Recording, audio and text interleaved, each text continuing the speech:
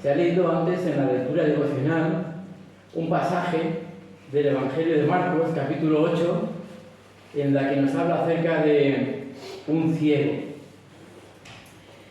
Yo voy a hacer una introducción bastante negativa de algo que solo nosotros y Dios conoce. Con mucha frecuencia estamos ciegos y no queremos ver la realidad tal y como es. No nos atrevemos a mirar la realidad muchas veces cara a cara, porque sabemos en el fondo de nuestro corazón que eso excedería lo que no estamos dispuestos a dar o a hacer. Tampoco queremos muchas veces ver las cosas que hay en nuestra vida con mucho detalle. A veces, o casi siempre, preferimos fijarnos más en los detalles de la vida de otras personas. Y este es un deporte que es practicado por mucha gente. Fijarse más en otras personas que en uno mismo. Nos negamos a dirigir nuestra mirada hacia nuestro interior, porque tememos que de él pudiera surgir algo que nos resultara desagradable, que nos hiciera sentir inquietud y que a lo mejor destruyera nuestra imagen o la imagen que tenemos formada de nosotros mismos, si miramos muy profundamente dentro de nosotros. Tememos que puedan hacer aparición cosas menospreciables, cosas incluso, me atrevo a decir, morbosas o... Entonces, ¿qué ocurre? Que preferimos cerrar nuestros ojos a la realidad. Respecto a nuestros semejantes, nos fijamos en detalles de su vida. Yo no digo que todos lo hacen, pero muchos sí lo hacen. Y nos hacemos ciegos ante las verdaderas necesidades y angustias de los demás. Nos ponemos la gafa de cristal de color negro para no ver con nitidez los problemas de los otros, porque sabemos que si los vemos nos sentiremos obligados a comprometernos. Muchas veces preferimos ocultarnos detrás de este tipo de cristales. Nos autoconvencemos de que todo va bien y de que a nuestro alrededor todo va bien. Aunque si miras un poco más lejos, te das cuenta que no. Nos limitamos al ámbito de nuestra propia vida. Cerramos los ojos ante las personas que no están en nuestro camino, en nuestro entorno y bueno. A veces damos una pequeña limosnita para aquel que está muy lejos, pero al necesitado que está cerca cerramos nuestros ojos. Por eso es que he dibujado esto un poco así, un poco negativo. ¿Por qué? Porque nos cerramos muchas veces a la realidad de la existencia de bolsas pobres en el tercer mundo. Millones de personas desplazadas por el hambre y las guerras. Que una vez escuchamos las noticias y cuando ya estamos hartos de escucharlas ya no nos afecta. ¿Qué hacemos? Pues hacemos como si eso no existiera. De ahí que al dibujarlo tan negro esto, o pintarlo de esta manera, lo hago para que veamos el contraste de lo que ahora voy a decir a continuación. Marcos capítulo 8. En el versículo 22 dice que presentan a un ciego a Jesús y le piden que lo toque. Esto es en Betsaida. Vino Jesús luego a Betsaida y trajeron a un ciego y le rogaron que lo tocasen. Quienes llevan a este ciego hasta Jesús creen que a él le bastará con tocarlo para sanarlo. Es interesante ver que la fe de otros, quizás de familiares o de amigos, porque no menciona, dice otros. La fe de sus amigos, de las personas que lo aprecian, que lo quieren, es importante en la vida de este hombre. Y es que nuestra fe también es importante en la vida de los demás. Aunque ellos no lo sepan, oramos por ellos. Nos preocupamos por ellos y deseamos lo mejor para ellos. Jesús lo lleva aparte. Jesús lo saca del lugar al ciego, de esa multitud. Lo conduce de la mano y hace algo especial, algo inusual, porque Jesús siempre sorprende, porque Dios es un Dios de sorpresas. Dice el versículo 23 que entonces, tomando la mano del ciego, le sacó fuera de la aldea y escupiendo en sus ojos, le puso las manos encima y le preguntó si veía algo. Yo creo que al estar ciego no se da cuenta de lo que Jesús le va a hacer. Escupirle a los ojos. ¿Por qué hace eso hoy, no? Escupirle los ojos. Si hubiera visto el ciego lo que estaba haciendo, le hubiera tapado los ojos. Pero yo no sé cómo hubiera reaccionado tú o yo mismo. Ahí lo dejo. Lo cierto es que Jesús entabla una relación con este hombre. Toma tiempo para estar a solas con él. Qué importante es eso. Le pone saliva en los ojos. Le trata cariñosamente para que él sienta cercanía, sienta calor, sienta amor y atención cariñosa. Jesús quiere quitarle el miedo. ¿El miedo de qué?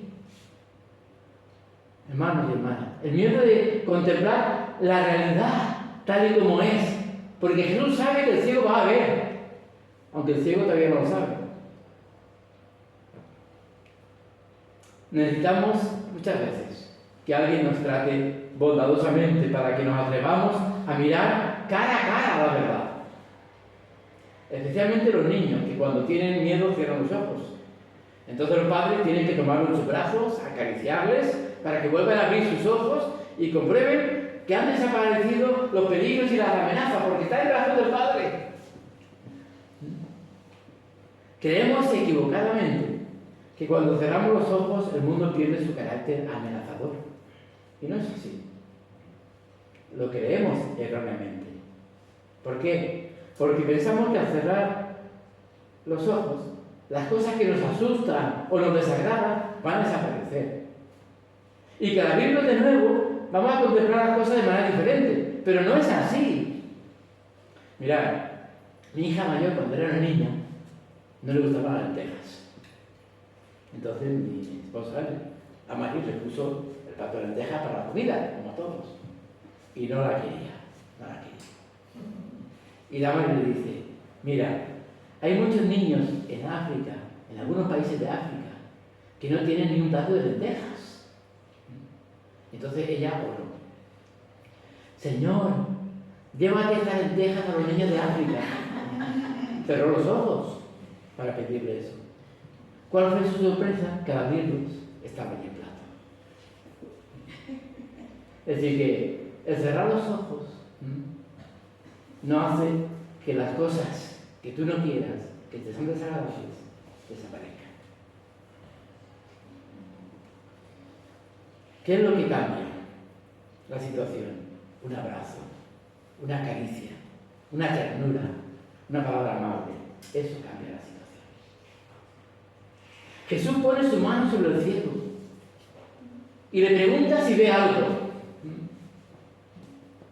Marcos, el versículo 23, 9:23, dice que Jesús le puso la mano encima y le preguntó si veía algo. ¿Ves algo?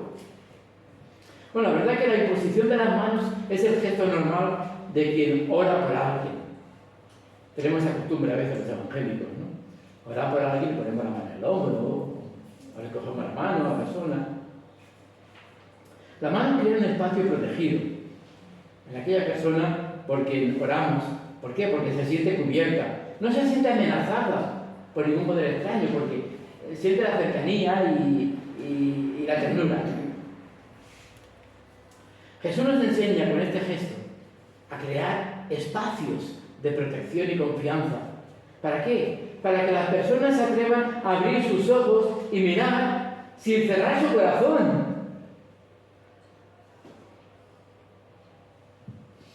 Porque muchas veces tienen los ojos cerrados.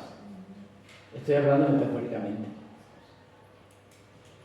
Los ojos cerrados y el corazón también. Por eso es importante comenzar por quitar primeramente el miedo de la persona por quien oramos. Ese miedo que tiene de que vaya a encontrar en su corazón algo que le avergüence o incluso que le aterre.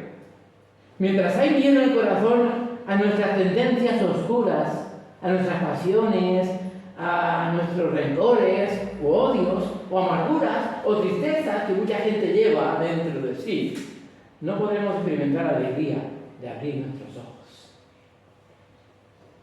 Porque haya lo que haya en el corazón, nada podrá dañarnos si lo mantenemos en relación con Jesús. Nada podrá dañarnos si lo contemplamos juntamente con el Señor. Porque entonces todas las amenazas pierden su peligrosidad. Entonces, ¿qué ocurre?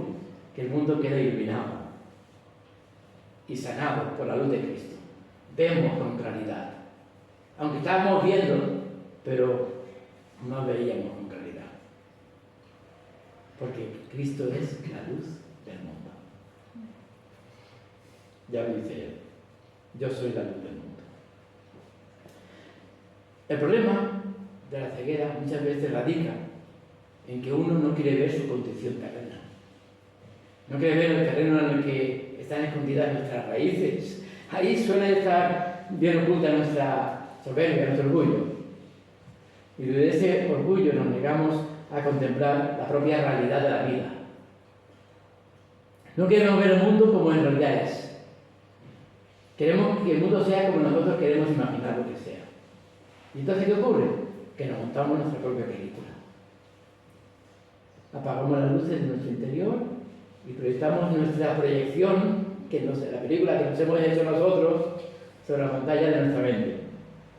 Es decir, algo que no es real. ¿Y entonces qué ocurre? Que nos damos de cruces contra el suelo. ¿Qué hace falta? La humildad. La humildad es el valor para aceptar nuestra propia verdad, para agacharnos hasta nuestra propia realidad, para reconciliarnos con nosotros mismos. Entonces, cuando Jesús le pregunta al hombre ciego si ve algo, versículo 24, Marcos 8, 24, él mirando dijo: veo a los hombres como árboles, pero los veo que andan. Al principio, solo ve el contorno vago de las personas, de personas que parecen árboles que van caminando. Tiene que aprender el ciego, paso a paso, a ver la realidad. Tiene que aprender que al principio solamente vemos las sombras de lo que hay en nosotros y en los demás también. Al principio solo contemplamos lo exterior, lo de fuera, los síntomas del cuerpo, lo que se ve a la vista, que señalan hacia nuestras necesidades y muchas veces a nuestras sombras reprimidas. Pero no vemos todavía la verdad de todo. Vemos solo los cuerpos. Yo cuando saludo a una persona, lo saludo, me llamo tal. Yo no puedo decir que la conozco. La he visto exteriormente, la he saludado a esa persona, pero realmente no la conozco. Conocer es algo más. Por eso Jesús tiene que tocarle de nuevo. Tiene que haber un segundo toque para conocer a la persona, o que la persona conozca a Jesús en este caso. El Señor tiene que poner sus manos otra vez sobre el hombre ciego. Tiene que hacerle sentir más profundamente su amor y su ternura.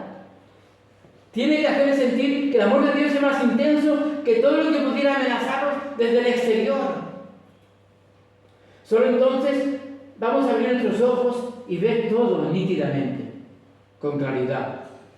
Solo entonces, si Cristo nos toca, vamos a ver la verdad, sin andarnos con tapujos o disimulos de ninguna clase. Vamos a vernos delante de Cristo como realmente somos. Y cuando nos contemplamos a nosotros mismos tal y como somos, y asumimos de verdad que el Señor nos ama incondicionalmente, el Espíritu Santo nos va a ayudar a buscar la causa de nuestras tentaciones, de nuestros pecados. ¿Para qué? Para transformarlas. Y de hecho, las transforma, las cambia. Cuando nos contemplamos sinceramente, somos capacitados para que el Espíritu Santo nos pueda infundir aliento y ve en los otros, no lo negativo, sino también lo mejor de ellos o de ellas. Porque el que se conoce a sí mismo bien, no emite juicio sobre los demás, sino que dirige sus energías a bendecir, no a maldecir. Por eso es que cuando alguien no es capaz de admitir sus propios pecados, en su lucha contra sí mismo, arremete contra los demás, ¿de qué manera? Criticando, juzgando y acusando. Necesitamos empezar por contemplar nuestro corazón a la luz de Cristo, bajo su sombra. Por muy profundo que sean nuestros abismos, pero sin condenarnos a nosotros mismos, porque Jesús ya perdona nuestros pecados. Y tenemos que sentirnos libres del pecado, porque Él los pagó en la cruz del Calvario.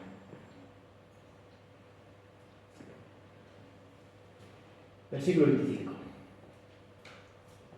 Luego Jesús le puso otra vez las manos sobre los ojos y le hizo que mirase y fuese restablecido y vio de lejos y claramente a todos. Y es que realmente lo primero que debemos hacer para ayudar a que uno pueda verse a sí mismo radica en que no le condenemos. Cuando una persona no es capaz aún de admitir sus propios pecados, sus propios errores, sus malas actitudes o decisiones equivocadas, nosotros no debemos impulsar a la persona. Cuando una persona no es capaz de admitir sus propios errores y equivocaciones. Porque el Espíritu Santo lo que hace es no echarnos en cara nuestros pecados, sino darnos amor e instrucción de aquello que hemos de hacer y el camino por el que tenemos que andar. Muchas personas se ocultan detrás de un muro. Con el paso del tiempo, ese muro se convierte en muralla o en castillo. Y si derribamos ese escondite tras el cual se ocultan, pues entonces el edificio de sus vidas se viene abajo, porque ellos piensan que están protegidos en la muralla del castillo. Hay personas que necesitan ocultarse durante un tiempo detrás de un muro, pero con el paso del tiempo, ¿qué ocurre? ¿Qué ocurre? Que se frustran. ¿Qué ocurre? Que se derrumban. ¿Qué ocurre? Que caen en depresión cuando uno se oculta detrás de un muro y ese muro se convierte en muralla. En Génesis vemos una frase. El Señor le preguntó a Adán: ¿dónde estás? Adán, ¿dónde estás? Génesis 3:9. Aquí Dios no reprocha ni acusa a Adán para quebrantar su corazón, sino simplemente le quiere dejar visiblemente expuesto. ¿Dónde estás? Y uno dice: ¿expuesto ante quién? Si estás solo. Bueno, no, estaba ante Eva. A veces nos da miedo quedarnos expuestos ante los demás. Y Adán responde: oí tu voz en el huerto y tuve miedo porque estaba desnudo y me escondí.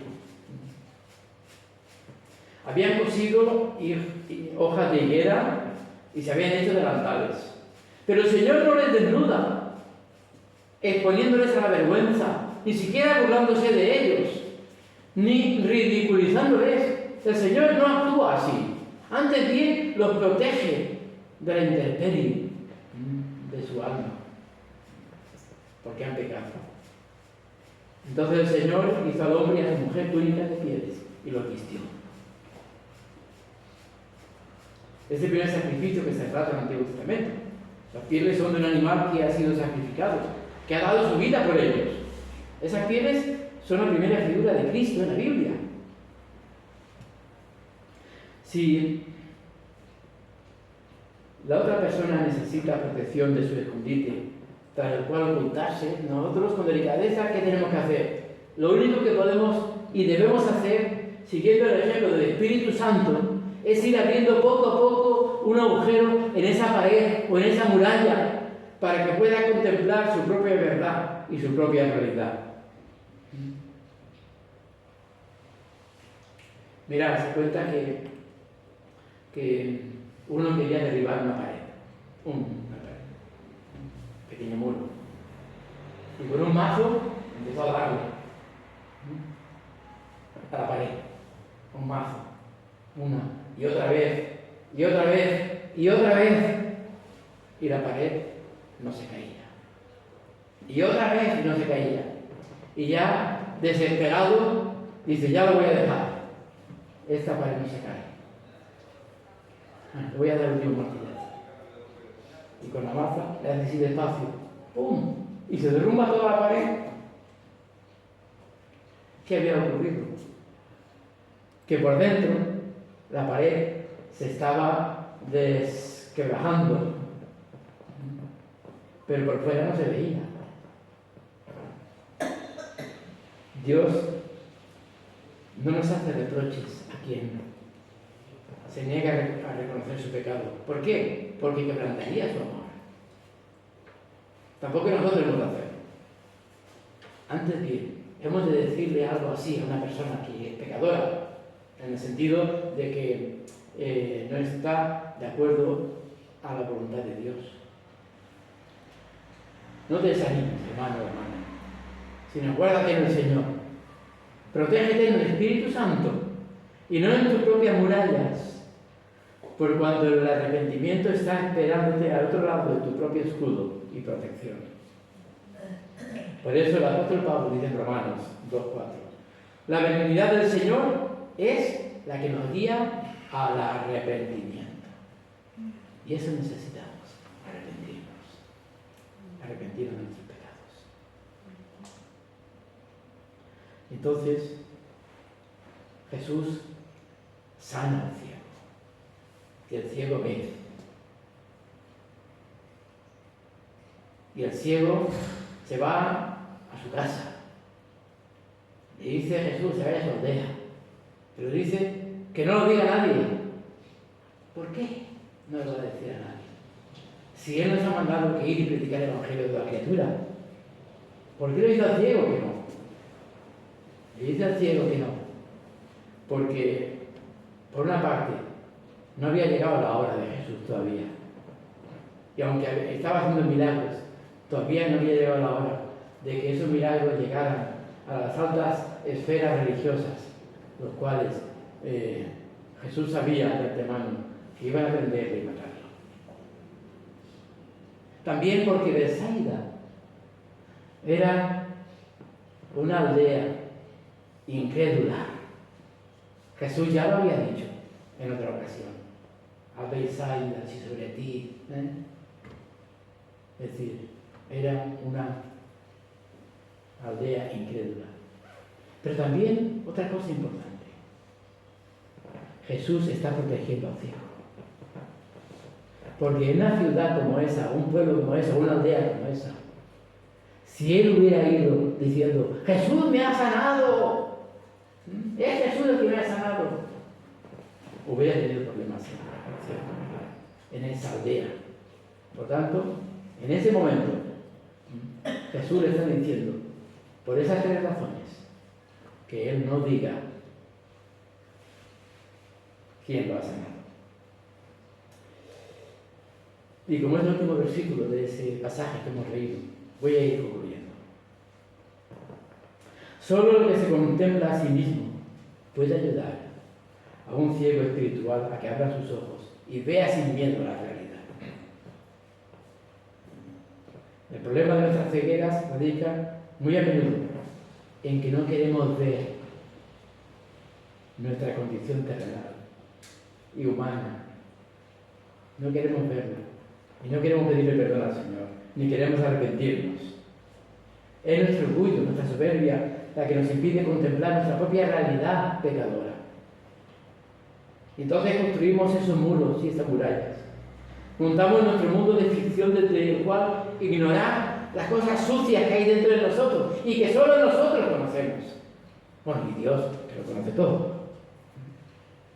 Pero como nosotros pensamos que la gente no lo conoce, pues ahí es cuando tenemos los ojos cerrados. Y si nosotros no queremos arrepentirnos, entonces estamos bloqueando la posibilidad de reconciliarnos con Dios. Pero cuando dejamos que el Espíritu Santo derribe esos muros, paso a paso, piedra a piedra, día a día, hasta que esa pared o ese muro se resquebraja y se cae, descubrimos que somos despojados de nuestro escondite. Y entonces el Señor nos va vistiendo con la piel de Cristo,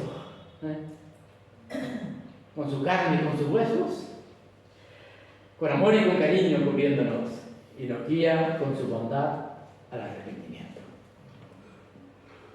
Si te arrepientes, es cuando encontrarás realmente la verdad de quién eres y serás libre, porque lo ha prometido Jesús. La verdad os hará libres. Y Él es el camino, la verdad y la vida. Por eso es que tienes que tomar una decisión por Cristo. Yo no sé si lo has hecho tú o no. Pero si nunca lo has hecho antes, es el momento hoy de entregar tu vida a Cristo. O de volver a la comunión con Él, si algún día lo aceptaste y te apartaste de Él. Es momento de volver a la comunión con Cristo. Por eso es que hoy y ahora es el momento de tomar una decisión con Él. Recíbele en tu corazón como tu único Señor y Salvador personal, como eterno y todo suficiente, quien llevó tus pecados sobre su cuerpo en la cruz del Calvario, recibiendo Él el castigo que tú y yo merecíamos y lo sustituyó por el amor. Por eso es que hoy y en esta mañana, en esta hora, Cristo Jesús quiere guiarte al arrepentimiento de tus pecados y a la fe en su sacrificio por ti. ¿Lo recibes? Si recibes a Cristo como tu Señor y Salvador en tu corazón, tu vida será transformada. Después del culto podemos hablar y podemos orar por ti, para que el Señor de ahora en adelante bendiga tu vida y te guíe a través del Espíritu Santo. Que así sea y que el Señor te bendiga. Amén. Amén.